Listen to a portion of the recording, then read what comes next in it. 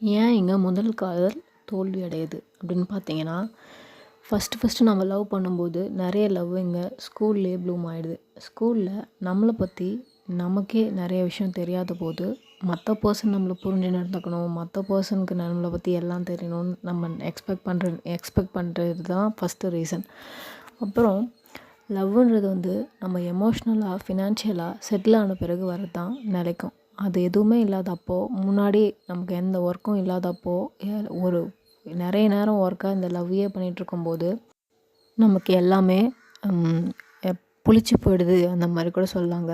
லவ்ன்றது எமோஷ்னலாக ஃபினான்ஷியலாக நம்ம செட்டில் ஆன பிறகு நம்ம கம்ப்ளீட்டாக நம்ம கம்ப்ளீட்டாக இருக்கும்போது இன்னொரு பர்சன் மேலே ஓகே இவங்க இருந்தால் நம்ம லைஃப் இன்னும் கொஞ்சம் ஹாப்பினஸ்ஸாக இருக்கும் அப்படின்னு சொல்லிட்டு இருக்கிறது தாங்க லவ். நம்மளோட ஃபுல் ஹாப்பினஸ்ஸையும் எப்பயுமே இன்னொரு பர்சன் மேலே திணிக்கக்கூடாது.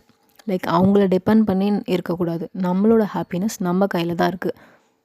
அப்புறம் ஸ்கூலில் மோஸ்ட்டாக இந்த ஹார்மோனல் இம்பேலன்ஸ் நடக்குதுங்க. இந்த ஹார்மோன் இம்பேலன்ஸ் லவ்னு நினச்சிக்கிட்டு நிறைய பேர் அதை கொஞ்ச நாள் பண்ணும்போது நமக்கே அந்த ஹார்மோன்ஸ் எல்லாம் சரியான பிறகு ஒரு பேலன்ஸ்க்கு வந்ததுக்கப்புறம் போர் அடிக்கும், இல்லை இது எதுக்கு நம்ம பண்ணிகிட்ருக்கோம் அப்படின்னு நம்மளுக்கே தோணும்.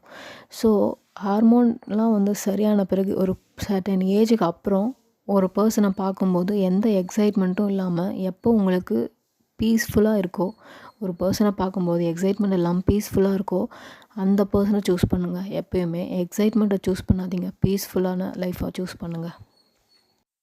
அப்புறம் நம்ம ஒரு பர்சன் நம்ம லைஃப்பில் என்ட்ரானாலும் நம்ம லைஃப்பை விட்டு போனாலும் எல்லாத்துக்குமே ஒரு ரீசன் இருக்குது.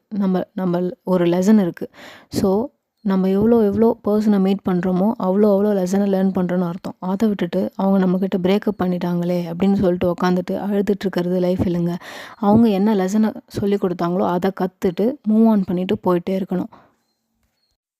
Life is full of surprises and மிராக்கிள்ஸுங்க. தேங்க்யூ.